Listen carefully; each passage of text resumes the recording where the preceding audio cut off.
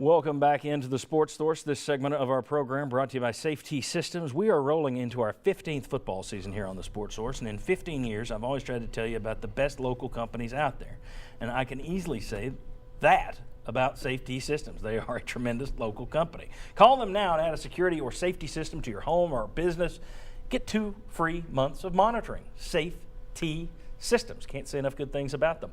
Quick programming note for you. We will not be having an overtime segment today. It's Mother's Day. Everybody's going to clear out of here, so won't be an overtime this afternoon on sportsource.tv, but the rest of the show will be posted this afternoon as always. Time for our fast finish where I kind of run through 2 or 3 things that happened this week. Tennessee hoops moves. A couple of things have gone on this week if we have the graphic. We don't have the graphic. All right.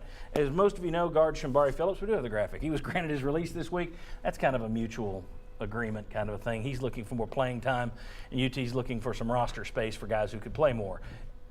Sort of maybe kind of connected to that. Guard Chris Darrington, as you know, the JUCO All-American is signed. He's coming in, average 20 points per game at the JUCO level. I don't know that you can count on that in the SEC, but still, he would be expected to take some of Phillips' place and then some. And then they're also Tennessee's trying to get James Daniel, who could come in as a grad transfer from Howard, where 2 years ago he led the nation in scoring, 27 points per game. He's a little guy, below 6 feet, but he can shoot. You're competing with Michigan, DePaul, and Ohio State, where he is this weekend. Next weekend, he'll be at Tennessee. So that's your hoops moves. Next one, Tennessee, Josh mentioned it earlier. Next one, Tennessee got a top 5 quarterback prospect this week, ranked number 3 as a pocket passer in the nation, so that helps Tennessee's football ratings. But here, I thought this was interesting. I tweeted this. How confident are you that the Vols athletic department is on the right path? I expected it, it's Twitter. I expected it to be very negative. 30% said not at all confident. And then you've got, 57% said cautiously optimistic. 13% said very confident. 70% are some form of confident.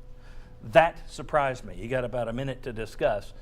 Now, granted, that's a small sample on Twitter, and Twitter's a small sample of people. That's a small sample off Twitter, and it's the people who follow me, which means you like a good informed show with numbers and facts and figures, and not just nonsense hot takes. Your thoughts very quickly. Are you surprised by that number? A little bit surprised, but I think optimism there is the key word. And I think you look at it and you've got reason to be optimistic. You also got reason to optimistic. Yes. You've also got reason to have a little bit of fear out there too. 10 seconds. You surprised by that number? No. No, I'm not, because I think there's a vocal minority that has taken a large platform and stepped over some of those others that are actually pretty optimistic. And it was the UT athletic department, correct? Was yes, you're confident. And I think it's yes. Being the AD and everything you've got going. Yes. Okay. I'll be honest. I was a little surprised. That it was 70%, some version of optimistic. I didn't think it would be 70%. All right, very good. Thanks for watching today. Happy Mother's Day to everybody out there, and we will see you next Sunday. Right back here, thanks to our fine sponsors. We'll see you right back here on WAT6 next Sunday at 11. Thank you for joining us. Have a good rest of your day.